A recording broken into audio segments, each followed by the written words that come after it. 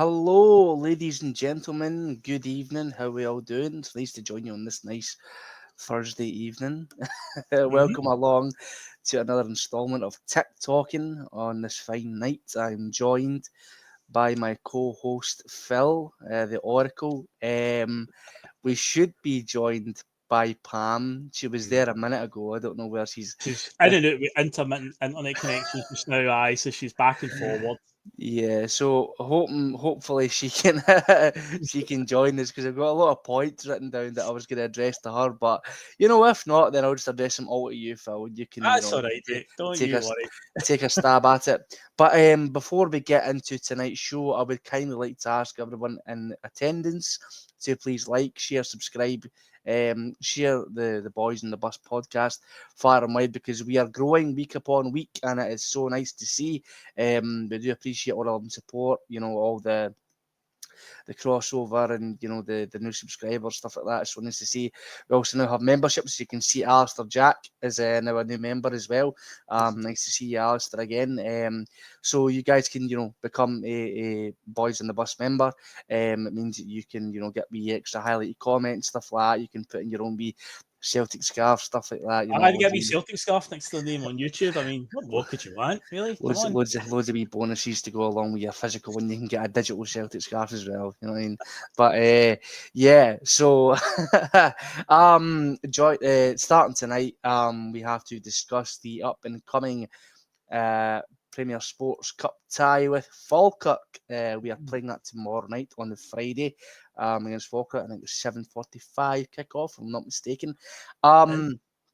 So the first point I want to get to is not necessarily about the game. It's more about the draw. Now, Phil, Celtic always seem to draw the short straw when it comes to being selected to draw Premiership opposition when it comes to the early rounds in the Cups. Whereas other teams, as we've seen a lot of the times throughout the years, seem to get the easiest possible tie, that they could get. I'm not trying to spin this, I'm not trying to spin a yarn about the corruption or anything like that. That's not what I'm not trying to jump on that bandwagon. I'm not trying to do that. But are we just really unlucky with this? Would you personally though, I'm gonna ask you, would you rather that Celtic got the weaker teams in the other rounds of the cup, or would you rather that we get a team of unbelievably huge quotation marks, similar quality, so that they can give us a better chance to prepare for up and coming games, because we will more than likely, be playing Premiership opposition week in, week out, harder competitions here and there. Would you rather we have them in the rounds of the cups and build up to it, or would you rather we get the easier teams and then kind of just put them to one side and I just bring it on, mate. Everyone's a weaker team in this competition when you're Celtic because they're the Premier team. We are the holders of the cup, so we need whoever gets put in front of us. We need to go out and beat them. Falkirk. I mean, I know obviously you're alluding to our pals across the city, the Govan Galacticos with their draws, but let's remember they got Queen's Park last season in a cup game at Ibrox, and that didn't work out too well for them. So yeah, whoever they get, whatever. But for us, yeah, just bring it on. Whoever it is, it doesn't really matter to me. I'm quite excited for it to be a Friday night kickoff. To be honest, I think that's quite an intriguing one. Last time we played, oh god, a Friday night game at Celtic Park. I think, and somebody might correct me in the chat at some point, but I'm pretty sure we played Dundee back in the Ronnie Deila era. It was a night that we clinched the league title. I'm pretty sure. I think it was way back then, so 2015. It's been that long since we played a Friday night game at Celtic Park, so I'm looking forward to that. But in terms of Falkirk, though, I know they're in the Premiership now, but last season, remember, Conor, we did draw them about this stage, or was it the quarterfinals we got them? They gave us a wee fright along the way. But I say ultimately, it doesn't really matter who we draw because we are supposed to be the top team. So bring them all on, mate. I know. Obviously, I think the thing that I'll look at is I'll kind of be like a good marker, to see what Falkirk are all about this season because they've got nothing to lose. Realistically, they can just go gung ho, hell for leather because it is a knockout competition and they can try to obtain the best result they possibly can, with it being a huge cup upset. I was actually going to address this point to Pam. Oh, We're yes. trying to get her to connect just now. She's kind of say, I don't know, let's see if she can hear. Pam? Do you hear us okay? Yes, no, maybe. We can see her. We can hear noise, but no. You there? Come on, no. Ah. What can you do, mate? Techie Gremlins. See, we never usually do Thursday night shows. Maybe this is why. Maybe the Techie Gremlins are out in force tonight. But anyway, Pam will join us at some point. But yes, anyway, continue. Okay. I'll address the point to you then, mate. So There you obviously are. last season, like you were saying before, Falkirk gave us a bit of a scare in the cup last season. They went 2-1 up in the first half, you know, with the game, even though ultimately they beat them 5-2, absolutely thrashed them. But do you think that this could be a little bit of a sticky wicket of a game? Like, do you think that tomorrow night Falkirk have it in them to, you know, to beat us or give us a scare at least? I mean, at the end of the day, it's you know, they can't really be playing for a draw. It's not like the usual setup at Celtic Park. A team comes there, 10 men behind the ball, try and get a point. There has to be a winner on the night. There's no replays neither. They may look at what Aberdeen did in May, and Aberdeen clearly had a game plan to just take the game all the way through extra time and penalties, because obviously we've highlighted it before about the Casper Schmeichel injury at the time. Aberdeen were quite savvy where they knew if we can take it to penalties, Casper's not going to dive to one side. Obviously that's a bit different now, but again, you know, if a game does go to penalties, it's in the hands of the gods then. It's a lottery. But a team you can't really just bank on playing for penalties, because it's a long 120 minutes, especially for a team like Falkirk. They're not going to see a lot of the ball. We're going to be dominating play. So they're going to have to, the chances of them making it through there, they would have to open up and try and have a go at us. You know, and I mean, we can't take it, you know, too lightly. So they are in the Premiership for a reason. They've had 2 back-to-back promotions. I have been to games in, you know, the last decade or so at this stage of the League Cup against like Greenock Morton, who infamously beat us at this stage with a penalty in extra time. So again, we can't take it lightly, but I think again, Brendan Rodgers, you know, he kind of prides himself on his record at Celtic. In the last 2 seasons, after what he did in his first spell, winning trebles, I mean, a double is still good either way. But, you know, he'll still be like, if this is going to be his last season, a treble will be very, very important to him. So this League Cup game, he's going to take it very seriously, I think. I mean, Kelly did beat us at this stage of this, you know, 2 seasons ago as well. Under Rodgers' first spell, you know, that was a massive upset. I mean, even though we did get denied our Stonewall penalty by the dodgy refs, but we did, that's right. Yeah. Haksabanovic, went to Haksabanovic get fouled. like right. how that decision, because VAR was obviously still in, you know, at this point. So how that came to pass, you'll never know. But I mean, at the end of the day, that penalty would have took us the extra time, but we weren't. I think we were good enough on the day to win the game. Like, we were absolutely abysmal. But yeah, it was really bad. But like I'm saying, Falkirk have actually yet to win a game, in, you know, this season in the league. So they got a draw with Dundee United in the first game of the season, and then they got beaten 3-1 by Livingston, by their promotion rivals. So I'm thinking, what are your like thoughts in the game? Like I know you're kind of talking like, oh, the Falkirk need to come out a bit, but like, do you think this is an opportunity to kind of make the first marker of the season? Because, you know, like we've been saying, you know, the cream buns on the other side of the city, they've made, you know, a rip roaring see you next Tuesday of their start to the season. And yet Celtic fans have wanted us to really put you know, our foot on their neck and put, like, amp the pressure up by going for a really convincing win. But do you think tomorrow's an opportunity to do that, or do you think that Falkirk are gonna kind of just like do something similar to what St Mirren did and kind of just like stifle us out to where like we're reduced to, like, you know, gilt-edged chances and try to take them?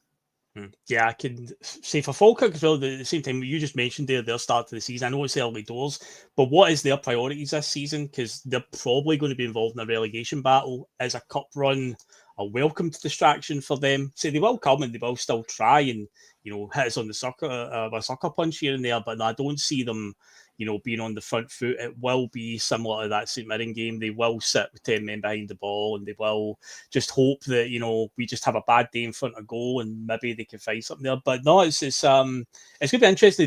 The team selection is going to tell us a lot when we get into talking about that, because I've said a few times during pre-season on the shows we did, like the goalkeeper situation, you know, does Casper Schmeichel start in this one?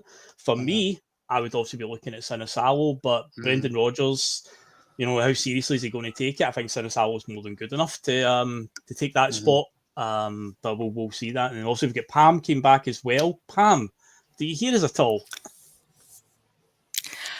Like, kind of, it's a little bit static still, but it's a little bit better. I moved to a different part of the house, but you can tell I'm back in cabin now, so sorry about that.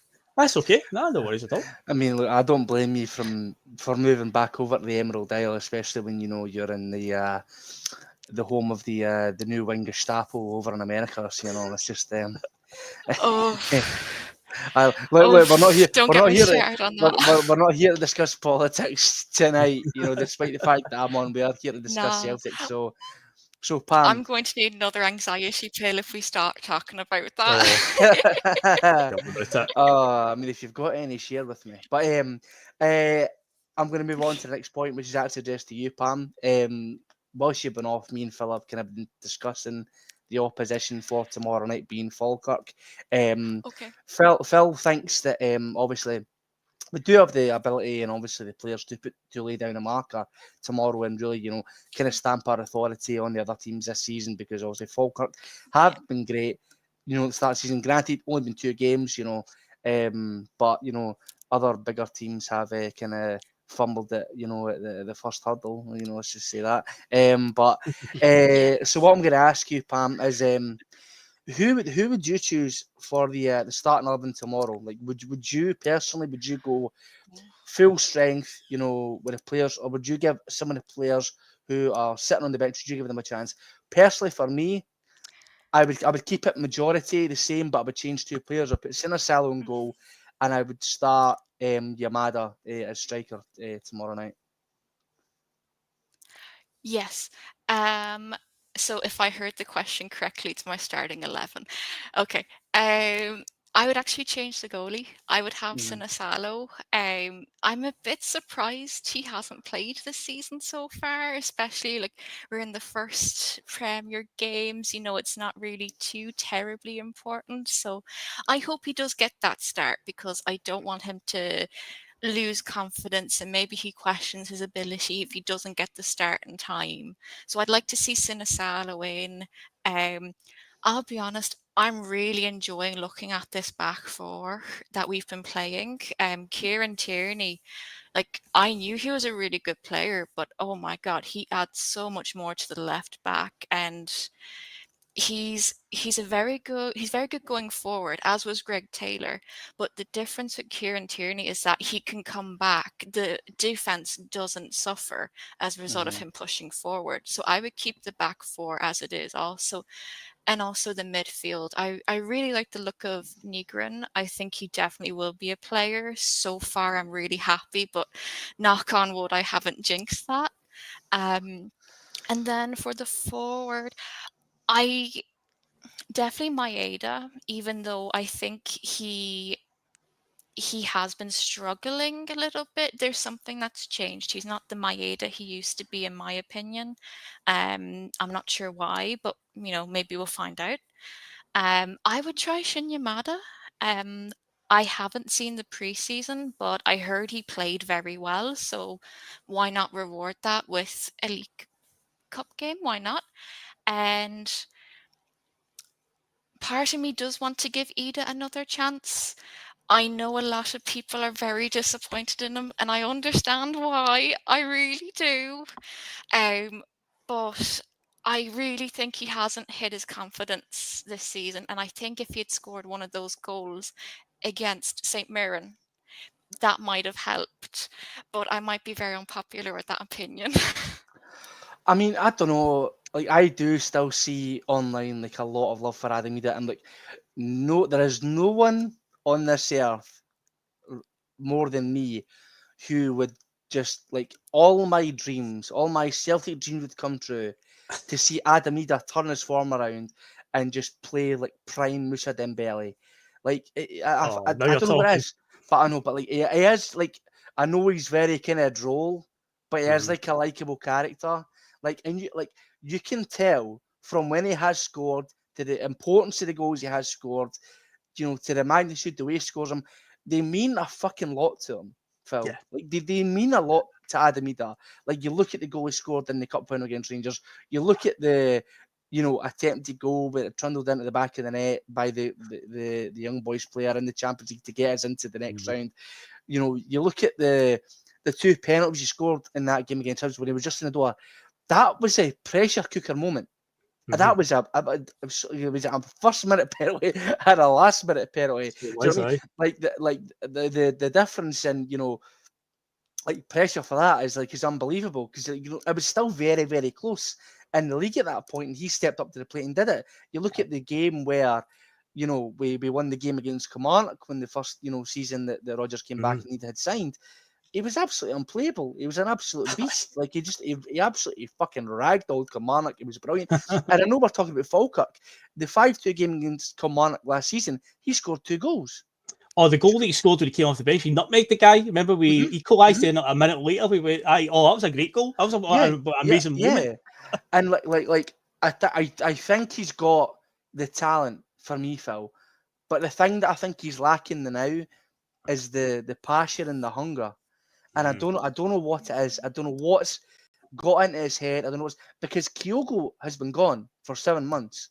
And I wish him all the best of luck at Birmingham. I hope they get promoted. I hope he plays Premier League football. And I hope he gets a fucking big fat move off the end of it so we can get more money. But, you know what I mean? Like, he's been gone for about 7-8 months now. And he hasn't stepped up to the plate. And we've been playing Daizen Maeda in that position. And look, Daizen Maeda, to me, can do no wrong. The man's a fucking magician. Like he could literally balloon the ball into Rose's head and take the heat off a pensioner, and I'd still clap a round of applause for him. Do you know what I mean? Like, I'd still love the man. But he was taking that position, making it his own as well. When he played him a striker, he was still scoring loads of goals. So I don't know what it is, because he's had the opportunity there to take it. No, I don't know, Phil, do you agree with me? Do you think it's because he now doesn't have to quote unquote prove himself because he's got the move? Because when he was on loan, he had to prove himself and perform well enough to get that potential move. Do you think that's potentially the main thing with these? He's kind of now just like, I can kind of kick my feet up in the lattice because I'm on a long-term deal, and no matter what, my wage packet still gets given to me every single week. Well, the thing is, if that is his mentality, then he's got the wrong mentality, because it doesn't stop at Celtic. It's 24/7. Once you get your move, it just keeps on going from there.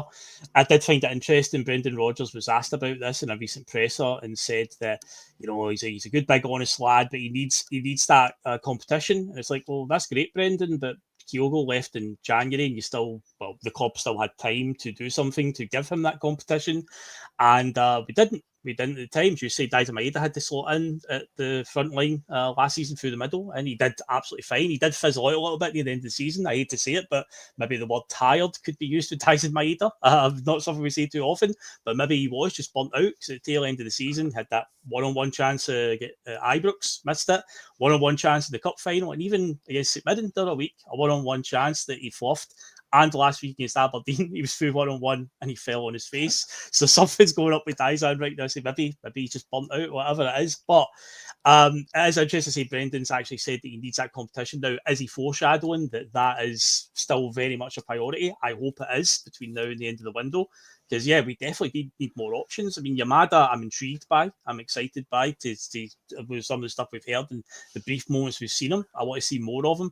Johnny Kenny, I thought did okay in pre-season. I don't think he did himself any harm, but realistically, is that something that's going to excite you? No, at the moment, still a long way to go with Kenny. So I do think we need to get another striker in there. And if that's what it's going to take to get Adam Ida to find his form, then again, it's like, the boy should know that. It doesn't stop at Celtic. What I think is going to happen with this season is very similar to last season. I think he'll still hit double figures goals, but it'll be similar at the moment to what we saw a year ago. He'll go 4 or 5 games where he'll score, and then 4 or 5 games where he won't, rather than that sort of consistency that he should have. That would obviously, that's what you need. Your number one striker at Celtic needs to be consistent. We can't have these like a month with no goals and then a month where he just can't stop scoring. So hopefully, if there is another striker, and I say there better be between now and the end of the window, then that is what does actually get him to find that for him. But ultimately, Conor, it shouldn't take that for him to find this for him. He should be motivated all the time. No, yeah, that's the thing. Like, thing is, Phil, if he was scoring like week in, week out, even if he still had his lazy demeanour and he still didn't, look as technical on the ball, because he does look like he's got the first touch of a baby elephant at times, like even if that all that was still the case, right? And it looked like he couldn't, control a fucking fart coming at his arse, like like if we still scoring week in, week out and being like consistent, it would be easily Celtic's first choice striker if the consistency was there. Yeah. All these other caveats could still be part of this game. But if he was putting the ball in the back of the net more consistently, he would be Celtic's starting striker. And the thing is, we wouldn't bash him for his inconsistencies, because he's still putting the ball in the back of the net. He's still, like Roy Keane says, he's still doing his job. He's still doing that. Do you know what I mean? He'd still be doing that. Definitely. And the thing as well, just a comment about Hugh James is saying maybe he tries too hard. Maybe that is the case. Maybe he is too determined. And yeah, sometimes it's like calm down a wee bit. Because there is some things that you watch him off the ball that he does do. I mean, I was pointed out last week, actually, the first goal that Negrin scored against Aberdeen. Adam Eder draws a few Aberdeen players out of position with the run he makes. But I keep saying it, Conor, I keep repeating myself, I'm like a broken record now with this one. See if he would just stay in the penalty area. But again, this could be the manager telling him to do this. I mean, remember years ago, Georgios Samaras, one of my favourite cult players at Celtic. He used to be great at running into the channels and dropping deep and going all over the place, really. But Adam Eder is like, mate, just stay in the penalty area, just stay between the penalty spot and the 6-yard line. We zip so many balls across the box. It's like you would strike gold, but the amount of times you see him, like, going out wide and chasing a ball down. There was one last week against Aberdeen where he did that down the left channel and he got to the byline and crossed it and there was nobody there, because that's where you're meant to be, Adam. So it's like, that's the wee things. But again, it could be the managers telling him to do that, and it's like, well, surely again, Brendan Rodgers, manager that you are, you should know these things, that you keep this guy in the middle. But see, right now, we definitely need to address the striker issue. One of the names I did see come up, I don't know if you saw this at all, was Stelek from Slovan Bratislava. Ironically, apparently we went for him in January. Not long after Kyogo left. It was like within a day of Kyogo leaving. We tried to make a move for him. It didn't happen. The player apparently wasn't happy but not getting the move. But yeah, obviously they played against who will be playing on Wednesday night, Kairat. And apparently them getting knocked out now. Are we going to make another move for them? There was talk last week that we did go in with an offer, an inquiry. But yeah, it's like to say, there has to be a striker on the agenda right now between now and the end of this window. Because they say we can't go with an inconsistent Eder, an unproven Yamada, and Johnny Kenny. Right now is the sort of striker options. I mean, you've already mentioned their names. We're going to move on now to the fact that Celtic now have their Champions League qualifying opponents confirmed, being Kairat Almaty from Kazakhstan. We all would have preferred it was Slovan Bratislava. But, Phil, what are your opinions on said draw? Okay, this could be the famous last words, and we should. Yes, he's back. Cam's back. Is it all working fine, Cam? I'm back. Yes, I had to replug the router and change my browser, but you guys actually sound human now. Yes. Oh, good lovely stuff. There you go. Good stuff. That's it. Just turn it off and turn it back on again. The universal IT fix does everything. But yeah, the game against Almaty, on paper, and I know football is a player paper, we should be winning this. Their coefficient points apparently is less than like Heart of Midlothian. Like, that's what we're talking here. So realistically, we should. Ideally, what you want from this tie, with the way it's structured, where we need to play the home game first, we have to batter them in the first game. Now, think back to the last time we played the Kazakhstan team. We played Astana in 2017, and we beat them 5-0 in the first leg at Celtic Park. And you think, that's it.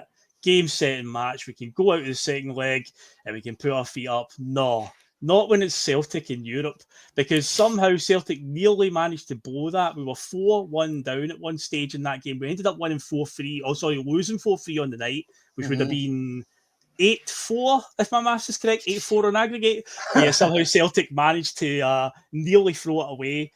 we have to have ourselves on. So I don't want to be going out there with like a 2-1 lead or a 1-0. And this team will come here on Wednesday and they will sit with 10 men behind the ball because they will want to, they'll fancy their chances there. Because I've heard as well that they have not conceded a goal at home so far in the European qualifiers, all 3 rounds they've played. So they might be a stodgy one to break down. It's going to be in the heat as well. It's going to be roasting hot.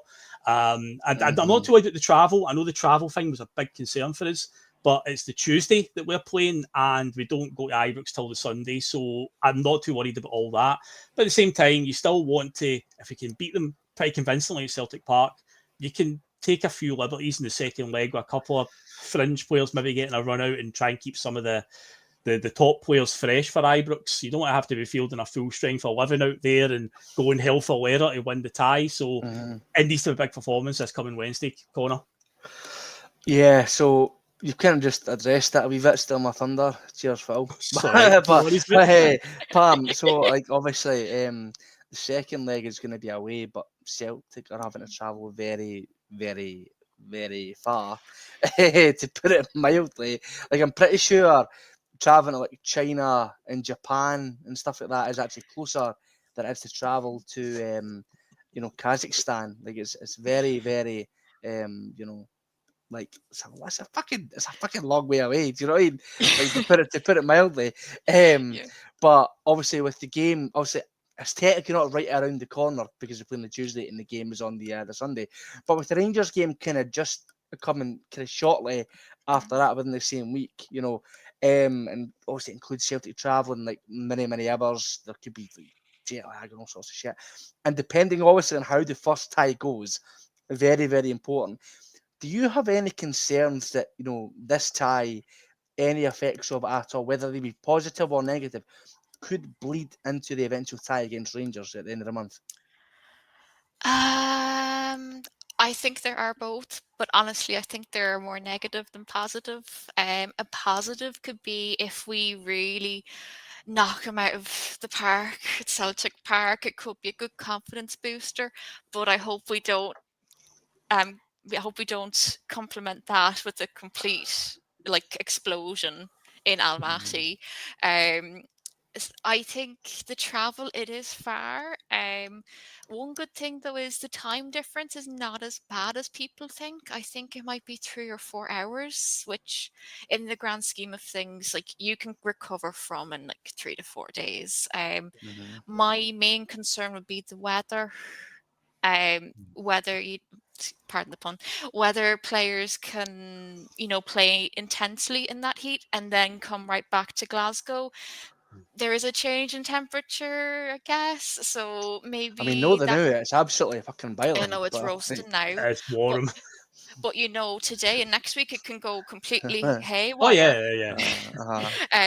That could be another concern. In terms of the fitness, I'm actually not too concerned. Like these guys are professional athletes. They train, and a lot of these players are not even from Scotland, so they're used to traveling to and from Scotland to play. Like I'm not as concerned as maybe I should be, to be honest. I mean, speaking of concerns, Phil, at the end of the day, we're playing a team whose country's biggest export is the fucking Borat movie. So, do you know what I mean? Like, does this kind of epitomise the frustrations that the Celtic support have had, this summer over kind of the way that things have gone or the way that things have not gone in terms of transfers and stuff like that. Like, do you honestly think that we as Celtic Football Club on any given day of the week should be as scared of this tie, as we are? And why is it? Why is it? Just PTSD into it from post-match festival. We've got, as I said earlier on, the last time we played the Kazakhstan team, even though 5-0 for the first leg, we somehow very nearly threw it away. We've had some clangers under Brendan Rodgers, funny enough. I mean, the first game he ever managed us, competitive game, was Lincoln Red Imps. Gibraltar, they beat us 1-0. Okay, Celtic did win the second leg 3-0 and went through overall and were in the Champions League that season. But, these results can happen. Say, if this team can just stodge up. We saw against St Mirren, they just sat with 10 men behind the ball and it took us to the 88th minute to score. And it's like, we're going to need to get a decent lead out here because Pam's right. Playing with that intensity in that heat is a thing, because I mean, at the end of the day, there's still the tie will still be on the line in some capacity in the second leg. Ideally, we want it to be as comfortable as possible, but yeah, you don't want to be going out there with like a 1-goal lead, or heaven forbid be behind in the tie, because it's, you know, I mean, we've seen as well another great example. I remember under Ronnie, Maribor knocked us out for Slovenia after we got past the Legia Warsaw thing. Remember the whole administration error that got us through? And Legia Warsaw actually tanked us 6-1 over the two legs. And you're thinking, okay, well, we've avoided that. Who's next in the line? It was Maribor from Slovenia, and we drew 1 each in Slovenia, then lost 1-0 at Celtic Park. So these 4 things, I was saying with PTSD, these things can happen. We have to be absolutely on it from minute 1 in the first leg, and just go for the jugular. Say, try and kill the tie as quickly and as efficiently as possible. Because yeah, we have got. I mean, forget the European ties after Christmas. That's another story. But yeah, Celtic with a knockout European tie. There has been some shockers over the years. So that's what's causing it, Conor. That's where it comes from. It's PTSD. Ultimately, there's a good chance that come, you know, a week on Thursday, once it's all said and done, we'll be like, what were we even worried about? What was that over? Why we won comfortably? It might go that way, but right now, it's just like, there's always something in the back of your mind, the Celtic and a European tie, guys, that you're just like, oh, I don't know. There's just something a bit dodgy about it. We shouldn't be bothered with this team. They look like they are nothing, but yeah, honestly, can't write it off yet. I mean, you do say that they are nothing, Phil, but they have got to this point, you know, of the competition, and they have put out teams on paper, Pam, who you would normally think that they would swat a team like this aside. And let's be honest, we know it better than anyone. The Champions League absolutely fucking loves an underdog story, because, you know, we basically had no chance in hell of winning it. You know, if you looked at it on paper, Inter Milan back in 1967 were the previous world champions. They were the best team in the world at that point, and we went over to Lisbon in Portugal, and, you know, we absolutely, you know, took them to the cleaners, and, you know, it's a story that is forever etched in history. And football's a funny old game, Pam. So I'm just curious, like, do you have any like concerns with this? Because at the end of the day, this team, their fan base as well, they are talking big. You know, they are in every single Celtic poster coming up, and every single Celtic comment they can see saying they're going to come for us. And let's be honest, they have been doing it to this point, putting out teams that normally should absolutely hammer them. But they've got here to this point, and they're playing against us. So what, like, do you think there is a reason to be concerned? I don't know if I'd go as far as to be concerned, but there's always, you always have to respect your opposition. Like, look, when they played Slovan Bratislava, it wasn't a nice game to watch. But they got to this stage for a reason, because they managed to win. And I think, you can go in feeling confident. And yes, we know we have the ability to do it, but we can never underestimate our opposition to the extent that we believe a win just by showing up.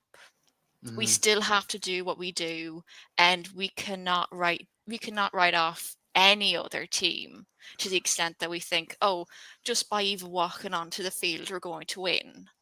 It's just not going. Like, I'm afraid of that. I'm afraid of that arrogance. We should have confidence, not arrogance. Like Celtic are a team that, let's be honest, I've struggled with arrogance before, because at the end of the day, we are Celtic Football Me Club. too. Me too. The biggest, best, and most successful club in Scotland, most successful club in the world. Let's just get that facts right there. But there are teams, fucking historically, like Cluj and stuff like that, who they're a nothing team, and they have put us out. Right. A team like Copenhagen. Copenhagen are a decent team. Let's not beat around the bush. But they're not better than Lazio. They're not better than potentially Rennes. Teams like that. That was the same year that we beat Lazio home and away, and then we lost to Copenhagen. Yeah, exactly. Like you know what I mean? Like, complacency can creep into Celtic, and it is a thing. So I think it is a. Conor, it's crept in this year. How many times in the second half of last season did the manager come out and say, "Oh, the players have got a bit too comfortable"? Where like we get trounced at Ibrox at the start of the year, but we were 14 points in front. That's my kind of like worry though, with how shite that the Vemons have started this season, because I look at that and I see players, the manager potentially, and more than certainly the fucking Celtic board will look at that and say, we don't need to invest. We don't need to try. Yeah. They're fucking humpty. And they are. They're garbage. I've watched near enough, obsessed him. I've watched near enough every single one of their games. They played pre-season and at the start of the season. They're European ties as well. They're fucking shite. Aye. But that's not a reason. I know. It's 100% not. Like, we should be brutal, like, predators, killers, and putting our foot on the throat and making them suffer and going out there and getting the players in, performing well and doing the thing to drive our rivals into the pit of despair even further. But, you know, we'll kind of come on to something similar in a wee while because I've got a point to talk about it. But Phil, I'm going to quickly ask you, I know it's a little while away, but I'm going to ask you to predict the tie. Oh, no. Predict it. Go on. The kind of one. I think we'll do it, but it's Celtic. They won't make it easy. It's going to be an emotional one. I said we could wake up on the Wednesday morning after the second leg and just be like, "Oh, what we worried about? It was all fine in the end." But right now, I just feel like we'll find a way to make it. But it's I can see it being a awkward 2 legs, but we'll by hook or by crook we'll make it. Pam, any predictions? An actual score prediction from you? If it's not too difficult. Phil's limped out of it. So I have limped out. I can't possibly give you a score prediction right now for that. One, Pam. Come on. Oh my god. It can really go both ways. I think, okay, if you're really pushing me on this one, over the 2 legs. You don't want over 2 legs. Okay. I will say 4-1 to Celtic over the 2 legs. I'll take that all day long, to be honest. My predictions are, I think in the first home tie, I think we'll win 3-1. And then over in Kazakhstan, I think we'll draw 1-1. And similar to Pam, we'll win 4-1 overall in aggregate. But I do think that them coming to the Celtic Park atmosphere, playing against the standard of players that we do have, I think might be too much for them coming away, especially with the kind of the time difference stuff like the travel. But I do think when we go over there, we're in their playground, the weather that they are used to, and you know, I don't know anything about Kazakhstan football, but I can imagine they could potentially make it a little bit of a raucous atmosphere. So I do think that it could be a potential difficult tie going away. But you know, I mean, Christ, I'm looking at the comments. I hope Timmy Bing's bloody right, by the way. 8-0 firstly. I mean, see, Timmy Bing, if you're so confident, mate, go and put a bet on it right now. Like, please. Oh. And you owe us the winnings. By the way, if that comes through. But yeah, Phil, obviously with the Champions League registration coming to an end, you know, tonight. Do you have any fears for the upcoming potential European campaign, saying we do get through, you know, into the Champions League if that is to happen? Do you have any fears, you know, about that because of, you know, the lack of transfers that have happened so far? I'm fearless to the Champions League. I'm very fearless of the Champions League right now with the current state of the squad. Although I do think that the squad will be added to for there. I just think it's wild that we've decided to just do what we do all the time and just leave it as late as possible. In case you've not noticed, Celtic board, the European qualifier happens before the overall transfer window ends, in case you just didn't notice that at all. It's a risky move. They're gambling on it. And if it backfires over the next week, then Jesus Christ, hell mend them, because it'll be an ugly one. And even at that, if we dropped into the Europa League, there's a lot of good teams in that. They would probably have a fancy their chances against us. So we do need some serious reinforcements. And I do believe with this European deadline tonight, Celtic are allowed to register 2 wild cards between now and Tuesday. So if 2 players were to sign between now and then, you can actually register them. So it's kind of a false deadline in a way. But would you bank on Celtic signing 2 players between now and next Tuesday at this rate? I would like to think so. I was asking an article that they've got to sign 8 players. I'm like, I saw that the other day, Daily Record or something. Say, oh my god, yeah, fingers crossed that happens. Oh no. So Pam, I don't know if you watch a lot of the media in terms of like Scottish football and stuff like that, any interviews and stuff like that. But Brendan Rodgers had an interview with Sky Sports earlier today, and one of the points came out was quoted and saying that the board has always, and this is the words that he's used, notoriously done business at the latter stages of the window. So with Rodgers basically confirming that there's no new signings happening in the imminent future, what stage are you at personally? Because you haven't been on the show as of yet. Me and Phil have been on during the summer, stuff like that, and I've been on doing my own thing, reaching DEFCON fucking 12 with my frustrations towards the Celtic board. But I am curious because you kind of seem a bit more zen, a bit more level-headed than particularly me. Phil's a chill guy, but he does get annoyed from time to time. And I am just like, a tricolour-laden bull in a china shop, but I'm curious as to what level you're at, with the transfer window, because I know that like cockroaches can survive a nuclear warhead landing on them, but it seems like the Celtic board can actually survive more because they're worse than fucking cockroaches to me, to be honest. Yeah. To be honest, I try to be level-headed. Thank you so much. I think I'm at this stage where I've seen this too many times. And look, I understand maybe one transfer window, it just doesn't go your way. Look, things happen in life. Maybe a second one if I'm really kind. But it's been happening over and over again. And to be honest, I'm not going to say I'm completely irate, but I'm not happy and I don't respect bullshitters. So I wouldn't say I'm angry. I just have zero respect. And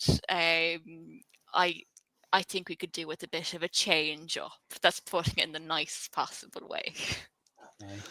I can need some of those tablets that you're on the new, Pam, because I'm absolutely fucking reaching, different levels here of frustration, sitting here week in, week out, just getting like absolutely nothing, sent to us. Like, it's just absolutely like ridiculous. Like, Phil, the fact that there's still stories going on now about Michel-Ange Balakusha apparently being a done deal and stuff like that. Oh, Jesus. Him. Oh no, it's ridiculous. The fact that like Lennon Miller, who should have been a top target for us, is away to Udinese over in Italy. Fair enough. Like, I don't know what we are feeding our young Scottish players, but it must feel like absolutely fucking crack to the Italians because they seem to be snapping them up. At every opportunity, do you know what I mean? They've got a Scottish love affair going on. Scott McTominay in the running for the Ballon d'Or, mate. Ballon d'Or. By the way, if he doesn't win it, it's rigged. If it doesn't win it, it's rigged. Aye, it's rigged. Fuck your Lamine Yamals and all the rest of it. Give it to McTominay. Aye. It should be Scott McSauce winning it. But aye, Phil, mate. Like the fact that we're still at a stage now where a boy who was linked last January, who injury laden, he's got the physical integrity, a fucking soggy digestive, like it's the fact that we're still swithering whether to sign him or no, and it's not even crossed the line yet. Our top, what should have been, by the way, an absolute shoe-in for a sign of Lennon Miller, born a Celtic fan, went to the games, top Scottish talent. Who wouldn't want to play for the top Scottish team? Granted, there are some things I've seen out there that Lennon Miller was never interested in continuing his career in Scotland. He always wanted to go abroad and, show his wild European oats, whatever that may be. But the fact that we're handling this so badly is just an absolute mystery to me, mate. And it get like I said, before we come on, I suffer from night terrors, but it's no night terrors, you know, a monster in your closet, or I don't know, somebody like running over your dog or some fucking horrible like that. It's the fact that I'm in the hospital dying, and the doctor comes up to me and says, "Mr. Carr, you're potentially going to die, but there is a bill here, and if it is paid, we can save your life." And who do you know? This man's offered to pay it.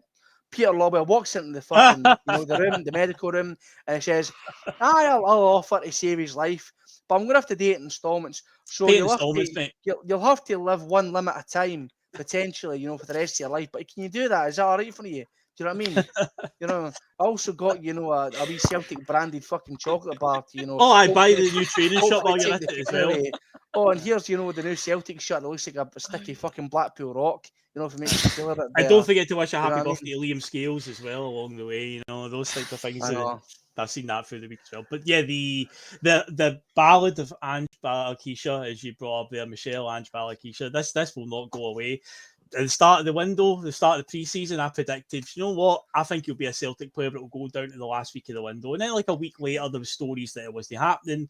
A team in France had pretty much signed him, and they're like, "Well, that's that. Then I'm quite happy to be proved wrong. I don't want it to go to the last week." But no, apparently he's not signed for that French team yet, and we are still getting linked with him. And there was even this absurd line where the player will sign for Celtic if if Celtic make it to the Champions League, and it's like, who are you? Like, standard liège, mate. Come on. So that's what we're at right now. I thought it was Antwerp. Who was it? Oh, is it Antwerp? Okay, Antwerp. it's Antwerp. But yeah, and it's like, mate, you play for a team in Belgian league that don't even qualify for the Champions League, and it's like he'll join us if we qualify for the Champions League. So yeah, that one's just dragging on and on. What I think's happened is we have genuinely been interested at some point along the line. We've obviously decided that his injury record maybe we're not as keen anymore, but I think his agent just keeps using our name just to try and get his player a move, because we have genuinely been linked in the past. But yeah, some of the stories and the fact that he's still no left yet, and I'm like, this is going to go down to the last week. I don't want to be right on this. I really don't. But I've just got this feeling now it's going to end up happening. As you said, the injury record is a big concern. But yeah, it's still wild. But again, it's kind of indicative of where we've been this transfer window, of the way things have gone, the ups and the downs so far. Michelle Ange Balakisha, will it rumble on? I really hope not. I don't want to be talking about him in the last week of the window. And see if he does sign, he better be bloody worth it. He better be worth the wait. Because we have been through the ringer waiting for this guy. Well, he better be a Messi regen, for God's sake. For a regen at this rate. Like, Raphael Shite regen. Do you know what I mean? Like, that's honestly like. But yeah, I think tonight we've kind of exhausted, the points that we can kind of address. Like, unsurprisingly, it's been a very slow week for Celtic in terms of transfers and stuff like that, guys. Who'd have thunk? Not me. But obviously we've discussed the upcoming game against Falkirk tomorrow night. Our thoughts on the championship tie with Kaira Almaty, and our predictions and stuff like that for the I've game got tomorrow. A question for the two of you before we end, just regarding the game tomorrow and regarding team selection. Arnie Engels has also been on the bench, our highest ever transfer fee, and Paulo Bernardo seems to be the invisible man right now. Can't even get on the park when Luke McCown is. Don't get me wrong, I quite like Luke McCown, but I've got high hopes of Paulo Bernardo. Tomorrow night, will we see either of them getting a start or getting any sort of run out? Because I think tomorrow's a great opportunity for the two of them to, try and stamp their authority, because that's a lot of money sitting on the bench right now, they two. I reckon they'll start two of them. They'll start either McCowan and Bernardo, or Engels and Bernardo, along with Nygren. And Callum McGregor will be on the bench and more than likely come on the second half, same with Rio Atati.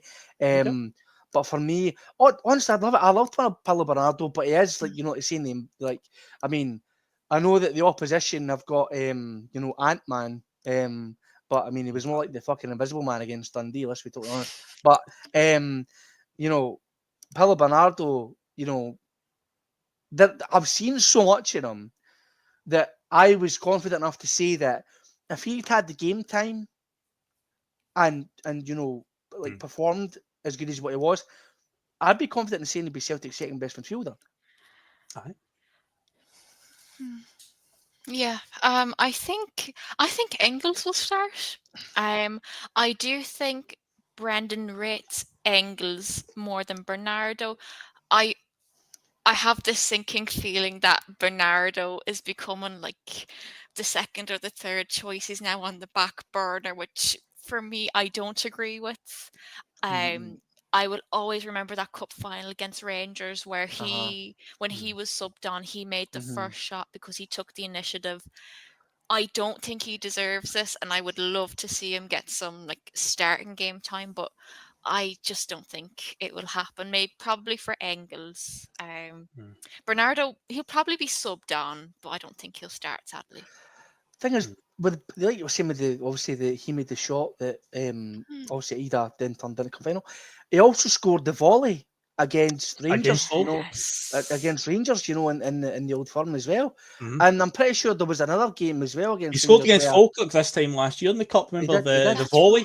Alex Valiant set him up with a wee cushioned header, and he just thunder bastarded it from 10 yards out. Just put his laces through it. I don't remember him, but like Paulo Bernardo, I think it was literally down to Paulo Bernardo. If he didn't do what he did on that pitch, he basically won us. I think 3 out of the 4, or he's got us a draw out of 3 out of the 4 of those derbies that season as well. Right. Including the Scottish Cup final. Like, he was a very, very important player.